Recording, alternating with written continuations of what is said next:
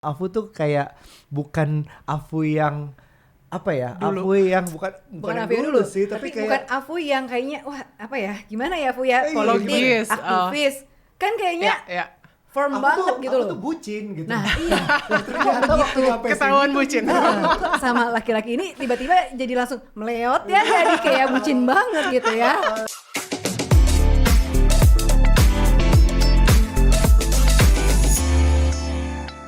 Halo parents, kembali lagi di podcast Curhat Babu, curhatnya Bapak dan Ibu. Parents, apa kabar? Kita di sini mau ngobrol lagi setelah beberapa podcast lalu kita tuh, oh ternyata si orang ini bisa ngomongin itu. Contoh, Mas Anies tuh ternyata bisa ngomongin kekeluargaan. Di luar politik ya. Di luar politik. Betul. Nah, di sini kita punya temen gue yang udah gue kenal cukup lama. Dia itu di Instagramnya atau di Pokoknya sosial medianya. semua tuh banyak banget politik, lingkungan. Nah, udah kita hari ini bawa ke sini karena gue kenal there's much more to Afu Yeay. selain Thanks for having me. apa yang ada di sosial medianya. Ya, Mudah-mudahan ya. Kita lihat ya. banyak. Teman-teman udah kenal, parents di sini udah kenal Afu banyak banget pasti yang udah follow, udah kenal. Tapi mungkin yang udah follow dia udah tahu nih sedikit spill tentang sisi lainnya Afu. Tapi masih banyak lagi. Masih banyak. lagi. Apalagi aku nih sebagai netizen pengamatnya Afu, kita kenal kayaknya udah dari zaman coworking space pertama yang ada di dunia ya. Yang gagal itu. Yang Gue baru gagal mau itu bilang yang kan. berhasil itu ternyata. 2013. Iya, Yes. waktu itu Afu Bener. tuh di WRI 2013. ya. Yes. Nah, Pada waktu saat itu cuma berdua aktivis ya. lingkungan Cuma berdua. pokoknya. Cuman berdua sama timnya, terus nyewa kantor di situ dan kita jadi teman. Iya, dan aku sendiri tuh sebagai pengamat Afu itu ngeliat dari growth-nya Afu dari 2012 sampai sekarang 2025 gitu ya, mengalami masa-masa dari yang aktivis, terus lumayan ke politik, ya kan, nikah pertama, habis itu nikah kedua, ya kan, Sampai Afu keluar terus balik balik lagi, lagi. benar, kita tahu loh perjalanan itu, perjalanannya. sampai punya akun YouTube ya, Gak. Jadi perjalanan Afu tuh banyak banget dan kita adore dengan ini orang kok sangat-sangat logis sekali ya. Jadi menarik nih dan banyak cerita-cerita bukan cuma Afu yang seorang Afu yang berhasil perjalanannya, tapi emang naik turun, dinamikanya cukup banyak dan kegagalan. Ya. Ada juga dan semua juga. diceritakan oleh Afu di situ. Nah, kita mau mulai dari mana dulu? Kegagalannya dulu. Aduh. Apa dinamikanya yang bagus-bagus nih? Gimana ya? Mau yang Aku mana juga dulu? bingung mulai dari mana. Jadi kalau kegagalan kita hampir sama ya Fu ya. Dengan cerita yang pernah gagal dalam relationship. Ya. Sekarang dan sudah menemukan relationship yang lebih baik seperti aku. Oh, aku ya. Nah, gimana sih lo dikenal setuju nggak kalau gua manusia nih mungkin salah judgement tapi kayak lebih ngelihat Tapi itu lo. judgmental. Itu judgmental, akuin aja. Jujur. Kita ngelihat lo logis dari cara berpikir lo, dari cara lo kasih riset, analisa, mau itu tentang lingkungan, mau itu tentang politik. Kita kok banyak iya lagi kalau lihat lo ngomong di sosial media. Nah, waktu itu kita dikenalin nih sama pasangan lo sekarang di makan di rumah kita dan wah ternyata beda banget ya. Maksudnya Afu tuh kayak bukan Afu yang apa ya? Dulu. Afu yang Bukan Afu yang dulu, sih, tapi kayak bukan Afu yang kayaknya wah apa ya? Gimana ya Afu ya? Politik, Logis, aktivis. Kan kayaknya Ya. firm Afu banget tuh, gitu Afu loh. tuh bucin gitu. Nah, iya. Ternyata waktu nyampe Ketahuan sini tuh bucin. Kok sama laki-laki ini tiba-tiba jadi langsung meleot ya, jadi kayak bucin banget gitu ya. terus kalau waktu ceritain waktu cara lo ketemu segala macam tuh ceritanya tuh kayak wah ini vibe-nya beda banget dari Afu yang kita tahu. Manusiawi gitu. ya, langsung bucin gitu ya. Manusiawi bisa, Meletot. emosi bisa, ada vibe-nya bisa. Itu teman-teman mungkin nggak bisa ngeliat langsung di saat itu, tapi kerasa banget di sini. Betul. Apa yang berbeda hidup dulu sama sekarang gitu. Menarik banget ya. Benar, sebenarnya yang tadi diceritain lumayan mengcapture it really well sih. Maksudnya in a sense kayaknya 28 tahun pertama dari hidup gua itu sangat-sangat orientasinya tuh kayak logika emang gitu. Atau kalau gua pakai bahasa lainnya tuh sebenarnya eksternal. Jadi kayak gua tuh banyak belajar tentang, mengetahui tentang, paham tentang dunia di luar gitu kan. Jadi kayak sistem politik, kayak lingkungan, perubahan iklim, bahaya dan maksudnya banyak yang gue pelajari di kuliah. Maksudnya sampai gue kuliah keluar untuk makin tahu tentang ilmu yang luar itu gitu kan. Nah tiba-tiba atau mungkin sebagai hasil dari itu gitu di umur 20, lupa lagi gue sebenarnya 28 atau 29, kan ada proses ya. Jadi tapi 28 29-an itulah pertama kali gue maksudnya kayak ketemu mentok yang ya relationship gue nggak works, pernikahan pertama gue pada saat itu nggak works, yang lumayan jadi kayak stimulus gue untuk ternyata banyak hal yang gue nggak pahami di dalam. Maksudnya emosi ini gitu. Jadi maksudnya logika emosi itu satu bahasa ya, tapi gue suka pakai bahasa pengetahuan tentang dunia luar versus pengetahuan tentang diri sendiri. Oh gitu membedakannya. Karena emosi itu bagian dari pengetahuan. Jadi kayak apa emosi yang kita rasakan itu sebenarnya signal untuk kita paham badan kita atau diri kita tuh lagi ngasih sinyal, lu tuh lagi perlu ini sebenarnya gitu kan. Dia tuh alat bantu emosi itu sebenarnya gitu. Nah, kayaknya baru di umur ya 28-29 inilah, karena gue sangat-sangat terdampak sama perpisahan pada saat itu. Akhirnya gue untuk pertama kalinya kan ke terapis, maksudnya kayak ke psikolog, terus jadi paham emosi ini apa sih gitu. Berbagai, jadi ternyata sampai kayak emosi ini namanya tuh ada bisa 70-100 emosi lebih gitu kan, dan masing-masing will of emotions itu gitu kayak, dan itu masing-masing tuh ngasih sinyal bahwa lu tuh harus peduli tentang ini loh gitu kan, kayak itu informasi yang berguna banget nih emosi gitu. Terus jadi mulai lebih serius memikirkan apa itu artinya berhubungan, maksudnya kayak apa yang gue butuhkan dari pasangan, apa yang kalau ketika gue berkomitmen sama pasangan, maksudnya kayak berkompromi dan berdinamika yang semuanya itu proses yang sangat emosional sebenarnya, itu harusnya kayak gimana gitu lah. Simpelnya sebenarnya memang jadi pendewasaan karena gue jadi banyak ngegali banget pengetahuan tentang diri gue sendiri gitu, apa yang penting buat gue, apa yang bikin gue kayak misalnya triggered bahasanya ya, apa yang gue butuhkan dalam sebuah relationship dan sebagainya. Itu tuh kayak anak Aksel banget di 29 sampai sekian umur itu, dan karena gue anaknya ambi ya, Nocha pada umumnya begitu enggak ya. Begitu gue sadar, oh my god, there is a whole world of knowledge tentang diri gue internal, gue jadi lapar banget untuk belajar sebanyak-banyaknya. Dan medium belajar gue ya ada yang langsung ke psikolognya, terapis untuk mereka kan ngasih framework untuk memahami diri gue sendiri. Ada yang belajar memang dari buku, akhirnya gue jadi banyak baca buku-buku tentang ya tipe Brené Brown kayak Atlas of the Heart, atau artikel-artikel, framework-framework kayak attachment style, segala macam itu jadi gue banyak baca untuk lebih paham. Dan emang akhirnya in general gue lebih mindful dalam berelasi sama orang lain yang berangkatnya dari self awareness sebenarnya gitu. Karena apa yang kita bereaksi ke orang lain itu 90%-nya itu tentang internal. It reflects kalau kita insecure, it reflects kalau kita kayak marah karena suatu hal, itu kan sebenarnya tentang diri kita sendiri gitu. Jadi in the past, berarti sekarang udah berapa tahun ya, 4 tahunan ini, akhirnya kayaknya gue jauh lebih banyak prosesnya itu belajar tentang diri sendiri dan berelasi sama orang lain sebagai refleksi dari diri sendiri itu gitu sih. Oh ya, ini bagusnya adalah berarti bukan karena Ara ya. Bukan karena. Nah, Ara adalah hasil dari manifestasi dari itu. Menarik. Iya, enak aja dia ngambil kredit. Tapi yang menarik tuh sebenarnya Fu tadi dari perpisahan itu, berarti kan lo baru menggali diri lo secara karakter, terus banyak hal yang ternyata selama ini lo lihat secara eksternal, hal yang di luar. Tapi lo berarti agak lupa untuk kayak merefleksi apa yang ada di dalam diri gitu kan. Nah, sempat ada di blog lo, kalau nggak salah kan lo sering nulis tuh ya di blog tentang kayaknya gue udah content deh sendiri, udah nyaman deh untuk sendiri dan tanpa berpasangan. Gitu kan. Betul. Nah, dari lo nulis itu sampai akhirnya ketemu pasangan yang sekarang itu butuh waktu berapa lama, dan terus abis itu kayak kena deh gue, malah harusnya gue hapus aja ya. Bohong lagi. Nah, kalau kayak gitu berapa lama tuh prosesnya? Benar. Jadi mungkin gue mau bahas dikit ya si pengetahuan tentang diri ini maksudnya apa gitu kan persisnya. Gue suka menganalogikan ini sebenarnya kayak bangunan.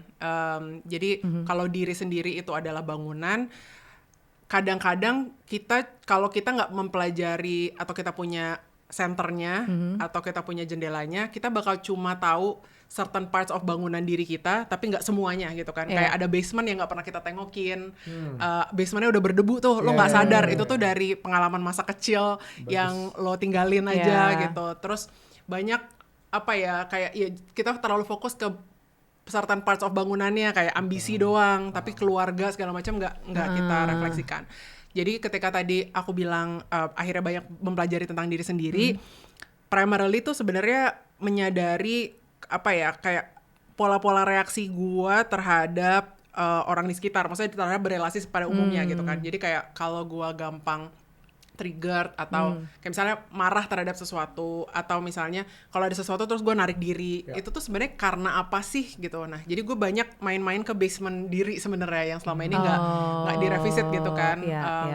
Dalam konteks kayak ternyata ya gitu ya, pengalaman masa kecil gue, maksudnya dengan segala high achieving apa, misalnya kayak pola-pola upbringing di rumah seperti apa, first daughter, kayak semua pola-pola behavior gue ini jadi terang gitu, jadi ada senternya gitu, jadi paham gitu kan. Lo kayak nemu lampunya di mana sih? Oh ternyata nyala. Nah, nice, actually better than center lampu. Lampunya ketutupan box lah, ketutupan furniture apa. Oh ternyata lampunya di sini isinya begini. Yes, sehingga momen kesadaran gue itu adalah next time gue bereaksi. Jadi kayak misalnya lo ngomong sesuatu terus gue kayak kesel banget sih gue gitu. Nah momen-momen kayak gitu tuh gue jadi jauh lebih in control karena gue paham kenapa gue kesel, atau gue paham kenapa sih gue bereaksi kayak gini, kenapa gue insecure, dan gue jadi nggak butuh untuk mengatur orang lain. Gitu. Karena gue paham yang bisa gue kontrol dari diri gue dan reaksi gue terhadap orang lain itu.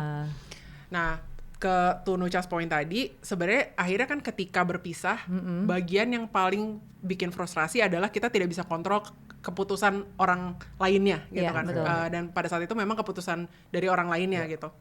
Jadi kayak kenapa gue nggak punya kontrol, kenapa gue nggak bisa kayak feeling helpless aja gitu kan, nggak bisa gitu. Nah once kita lebih punya pengetahuan terhadap diri ini dan jadi kayak lebih paham, oke, berarti kita yang bisa kita kontrol adalah reaksi kita terhadap tindakan orang lain, maka gue sampai ke titik tenang tadi gitu.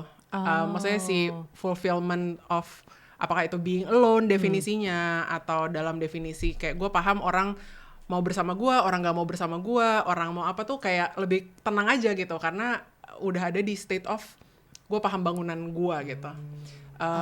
Gitu. Jadi itu pun sampai hari ini gue tetap merasa seperti itu. Jadi maksudnya kayak dalam arti gue maksudnya semangatnya tuh gue dan suami gue sekarang berada di dalam pernikahan ini, tapi kita sama-sama manusia utuh gitu, yang masing-masing tenang sama dirinya, punya hal-hal yang fulfilling individually gitu, tapi kita memutuskan bersama gitu kan.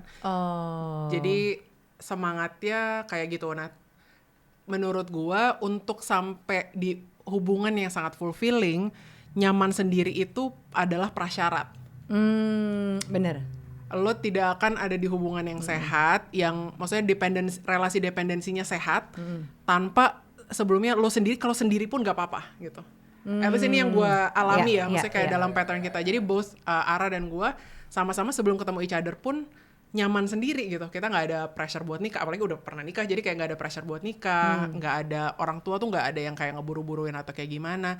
Jadi ketika kita memutuskan bersama, itu pure dari kebucinan bersama, enggak, itu pure dari kayak ternyata kalau kita bersama jauh lebih fulfilling daripada sendiri, tapi kalaupun kita sendiri itu nggak apa-apa gitu. Jadi kalau aku ngeliatnya maksudnya di saat aku merasa nggak apa-apa nih sendiri, jadi nggak ada beban dalam dirinya, sehingga energinya tuh, correct me if I'm wrong, energinya tuh attracts malah. Benar, bisa jadi. Tanpa jadi akunya nggak mencari lagi nih. Udah nggak mencari, tapi justru nggak mencari yang terlihat aman, baik-baik saja, itu malah attracts energi yang cocok. Correct, benar sih, benar-benar. Soalnya semoga gitu, benar. Aku tuh suka dengar dulu tuh zaman-zaman kita kuliah atau zaman-zaman kita kerja ya, ada tipe-tipe orang yang nggak bisa sendiri. Jadi setiap kali dia putus sama satu cowok nih misalnya, temen gitu, teman aku cewek kan, cewek. Begitu putus, dia tuh kayak nggak bisa nih gue tuh harus ada orang lain lagi. Terus akhirnya dia nyambung lagi sama cowok lain. Ntar putus, tapi dia udah ada backup lagi gitu. Terus yang aku pikir, lo putus tapi nyambungnya sama yang lain, nyambung gitu, gimana lo ngerasa nyaman sendiri ya gitu. Tapi itu kan masalah attachment yang mungkin insecurity yang mungkin munculnya dari keluarga ya, mungkin dia ada daddy issue ya kan, atau mungkin ada isu sama orang tua dan lain-lain lah gitu ya. Dan poinnya Aryo gitu kan, akhirnya ketika state of being-nya kayak gitu, dia akan nge-attract yang maksudnya dependency relation-nya bisa jadi nggak healthy, maksudnya agak berat sebelah atau apalah pola-pola tertentu gitu yang nggak ideal lah gitu. Maksudnya gue juga nggak bisa judge semua orang ya, tapi artinya idealnya kan kayak konten tenang, jadi dalam relationship itu secure gitu semua orang. Ini kan yang dibilang, kalau nggak salah ada yang pernah bilang, lo kalau mau nikah selesai sama diri lo sendiri dulu gitu. Apakah pernah ada selesai, kata selesai gitu? Maksudnya definisi selesainya tuh di mana? To be honest, kita sebenarnya masih muda. Jadi ya 30-an dan 40-an ya masih ada kayak bisa 2 kali lipat hidup lagi kita masih hidup. Apakah benar kita yakin udah selesai? Gue juga gak bisa jawab. Apa gue udah selesai? Enggak juga sih. Gue masih banyak belajar soal anak lah sekarang, soal bisnis lah. Banyak banget. Tapi kalau lo di saat kayaknya selesai di situ, bener apa enggak? Tapi definisi lo selesai itu gimana? Kalau pakai analogi bangunan yang tadi, bangunan utamanya tuh udah lumayan kuat dan kokoh dan clear.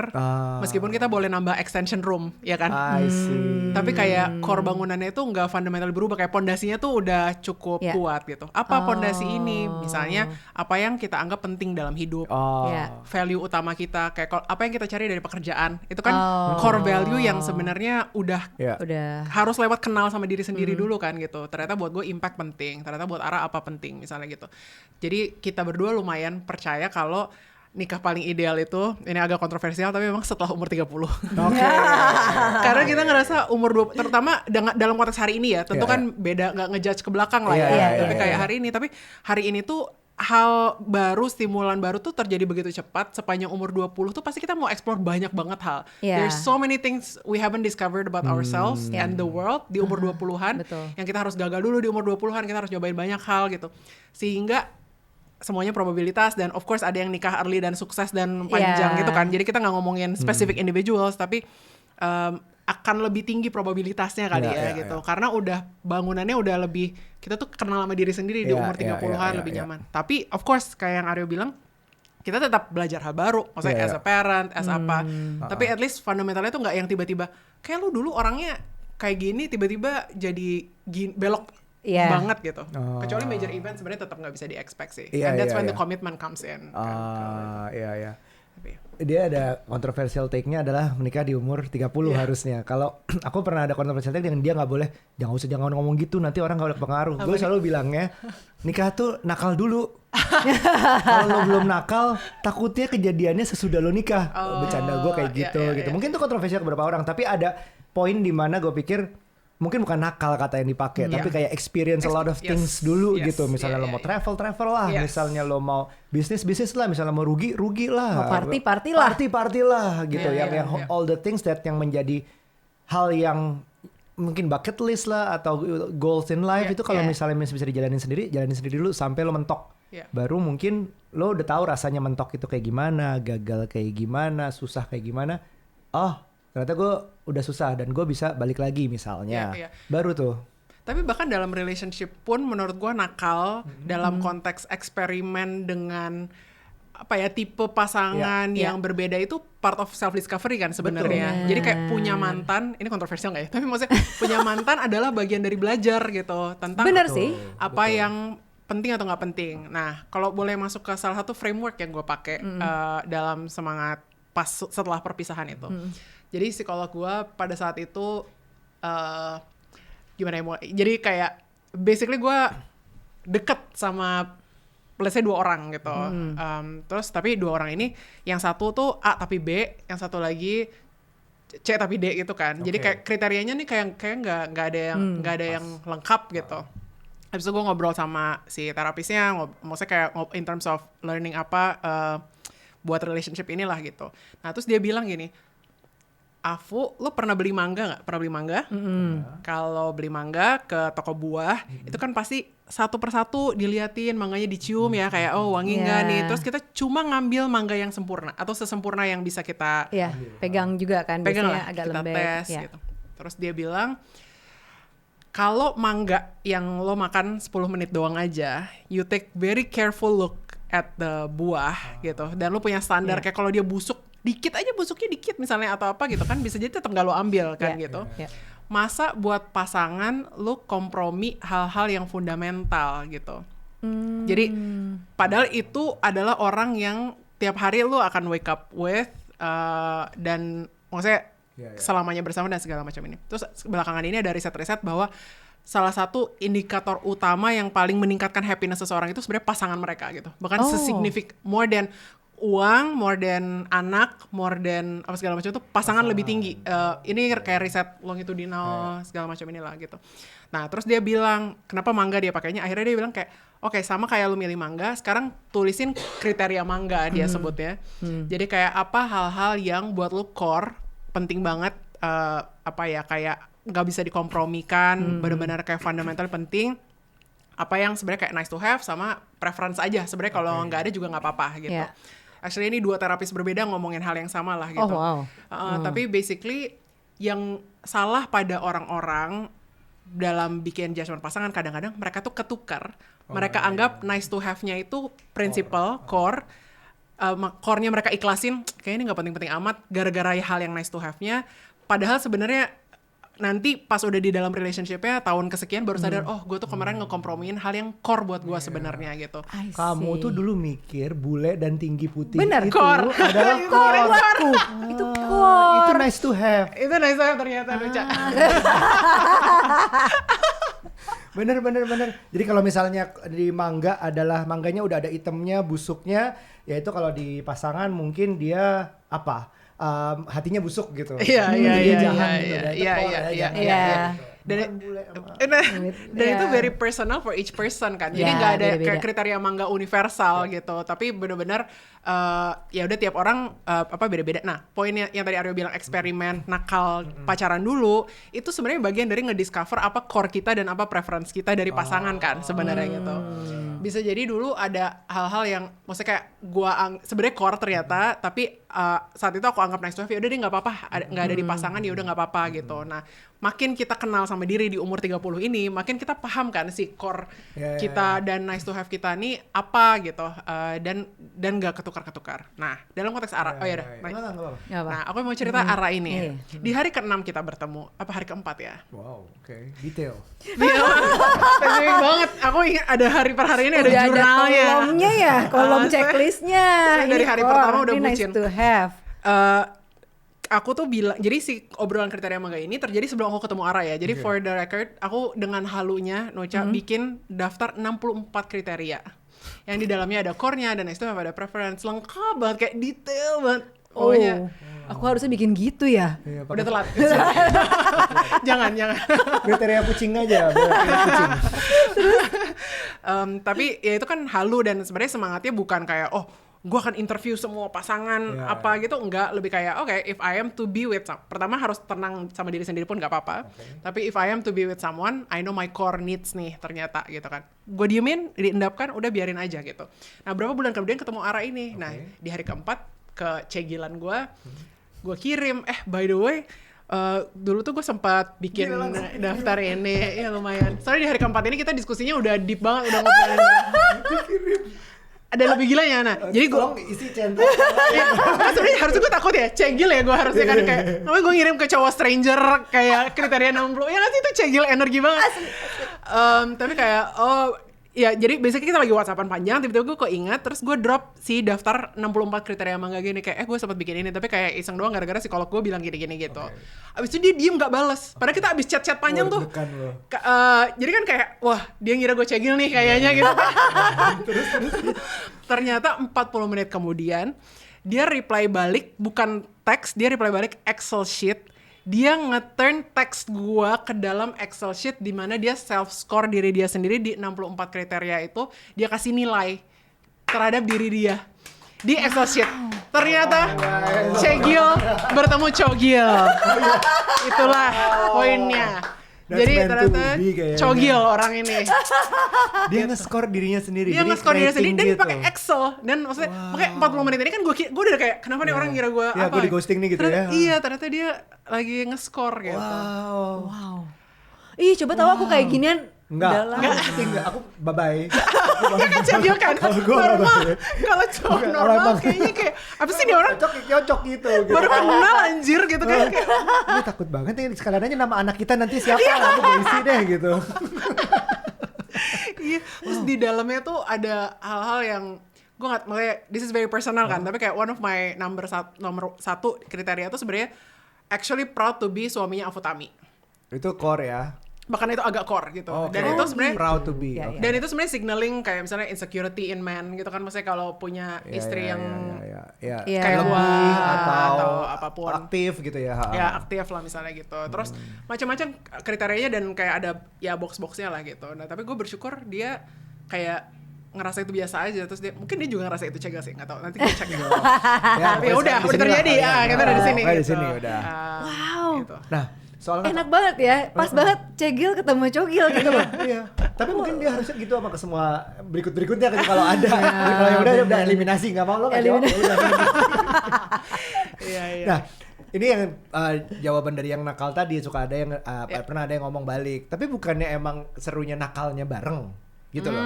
Jadi di tahap lo harus nakal dulu, tapi enggak, gue pengennya sama pasangan gue nanti nakalnya bareng, experience-nya bareng. Iya. Ada yang juga bilang explore-nya bareng aja berdua, mau travel berdua. Gue bilang ya tapi ada bedanya lo sendiri menemukan diri lo sendiri sama lo udah sama pasangan. Ya. Bukan pasangannya jelek atau nggak cocok, tapi it's just different gitu. Ya. Ya nggak sih, setuju nggak? Iya. Kayaknya tergantung definisi nakal ini, tapi Iya, iya. definitely jadi beda. Outcome-nya beda kan. Yang Outcome-nya satu beda. memang happy-nya ada bentuknya sendiri, tapi kalau goalnya memahami diri sendiri ini bisa jadi coba-cobanya Learning-nya beda perlu. gitu. Iya, Learning-nya beda. Kayak aku misalnya traveling untuk ya kan udah otomatis kan nggak bisa pacaran sama orang lain dong kalau udah sama Iya. pasangan. Jadi nggak bisa belajar menemukan core atau nice to have-nya tadi Ya. di orang lain. Kayak Benar. contoh ini yang tadi lo bilang adalah kejadian misalnya di saat gue sama mantan gue ternyata dia tuh controlling gitu, Ya.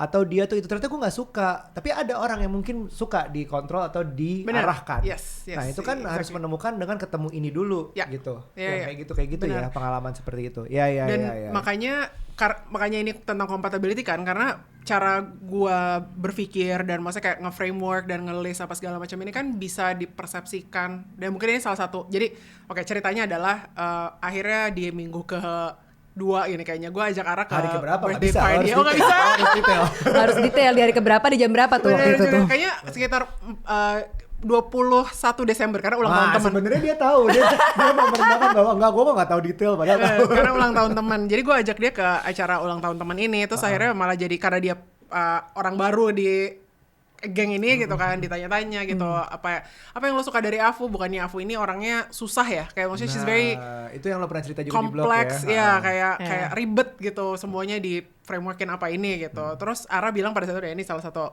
ini lah ya yang membuat gue bucin juga, kayak hah emang iya biasa aja, gampang kok. Bukan gampang, maksudnya kayak ya biasa aja gitu. Dan itu memang kayak tes compatibility-nya kan, maksudnya emang lu ketemu ya bahasanya frekuensi yang sama lah, atau betul. mungkin versi ini tuh intellectual compatibility, cara kita melihat dunia, menginterpretasi dunia, itu kan kecocokan gitu. Jadi poinnya di kriteria ini juga apa ya, know yourself ini jadi penting banget, dan jadikan past experiences mantan itu sebagai lessons tentang apa yang penting buat lo gitu. Nah, dalam semangat framework-frameworkan ini di hari ke-6, ini benar. Hari ke-6, baik. Di hari ke-6, semua teman-teman kita, both dari sisi dia dan dari sisi ku, itu semuanya bilang kayak, lu kayak cepet banget deh falling in love sama cowok ini atau sama cewek ini gitu. Karena kita sama-sama di teman-teman kita, sahabat kita masing-masing itu kayak bucin banget kita gitu sama each other. Terus dibilang kayak kalian kecepetan deh gitu. Oh, sampai ada yang bilang gitu. Karena di hari ke-6 ini, maksudnya orang kan PDKT lama ya, maksudnya kayak ngetes dulu 6 tuh apa sih? gitu. Jadian gitu. Oh sorry, hari ke-6 ketemu. Iya, tapi maksudnya kenapa cepet dibilang sama teman-teman lo, karena lo udah menyatakan jadian? Enggak atau- juga sih. Oh, udah mau nikah? Kita ketemu tiap hari, Oh, terus kita kayak iya, intens iya. banget, pokoknya kayak ngomongin each other Ngomongin mulu, terus, iya. super bucin gitu. Dan tadi yang kriteria banget tuh hari ke-4 ketemu ya, yuk, by the way. Iya. Bukan hari ke-4 jadi. Oh iya. Oke. Nah, di hari ke-6 Di hari ke-6 dia bilang gini, kayaknya waktu itu bukan indikator yang tepat untuk bilang something is too soon, kayak baik atau buruk gitu. Kayak that's the wrong indicator gitu. Aku bilang oke, kalau gitu indikatornya harusnya apa dong gitu, untuk ngetes ini tuh kita tuh terlalu trust each other terlalu cepat atau enggak gitu. Terus dia langsung get down on one knee apa gimana? Enggak, abis itu kita spend 4 jam nge-create framework kapan kita tahu bahwa pasangan kita ini, maksudnya kayak you should be in a relationship with someone gitu. Kita develop frameworknya, kita sebutnya framework sepak bola. Jadi kita kayak gambarin, Nanti kayaknya aku share ini ya, bisa di-share di Kayaknya screen. kita hari ke-6 masih belum selesai party ya? Belum. Seru banget ya. Gak apa-apa. Ini kan dinamika perbedaan pasangan. It Ya works. benar, ya whatever works for the pasangan. Kayaknya hari ke-6 aku lagi ghosting kamu deh. Emang iya. Bukan gara-gara cegil. Gara-gara ketahuan. Tapi gue jadi baru ingat kayak pengalaman gue sama Nucha. Kalau misalnya kita, sedikit Yeah, balik ke yang yes. gue jadi baru ingat bagian experience atau nakal tadi. Hah. Gue pikir semua masalah tuh harus diselesaikan cepat dulu. Diberantemin atau ada yang solusinya langsung, nggak boleh dibawa tidur kalau berantem, hal-hal seperti itu. Tapi ternyata yang gue kira gue sebel, didiemin, ditinggal masalah dengan tidur, itu dapat gue di dia. Tapi bukan di hari ke-6 sih. Jadi ada beberapa masalah yang dia lebih pilih diem. Mungkin nggak tahu gue bucin atau nggak tahu gue Leo yang nggak bisa didiemin gitu. Ini kenapa sih? Gue gelisah. Tapi gue tahu dari pengalaman gue kalau gue kejar berantakan nih. Maksudnya gue kejar kayak gue perangin masalah itu berantakan. Jadi gue akhirnya diemin dan guenya yang lega sendiri. Gue yang kayak oh ini mungkin waktunya membicarakan. Jadi kalau misalnya nggak ada mantan, jadi kayak nggak bisa kayak membandingkan atau belajar. Sebenarnya gue cocoknya yang mana? Bukan karena Nucha lebih baik atau dia lebih buruk, bukan. Tapi karena gue cocoknya yang mana gitu. Iya kayak kata Afu tadi harus punya experience dari mantan-mantan itu kan. Kita mencocokkan diri sama yang Mantan mana. kamu berapa? Satu. Aku juga satu. Oh iya. Langsung di ini enggak deh, enggak. Maksudnya mantan pacar. Oh iya. Nah, aku mantan pacar cuma satu, kurang kayaknya, kurang banyak. Jangan, udah telat. Bener-bener telat. Menarik sih. Nah, tapi Fu, kalau tadi tuh bahas sampai di framework, kalian bikin framework sepak bola. Jadi intinya pertemuan kalian atau cinta kalian ini nih, itu tuh frameworknya kayak apa?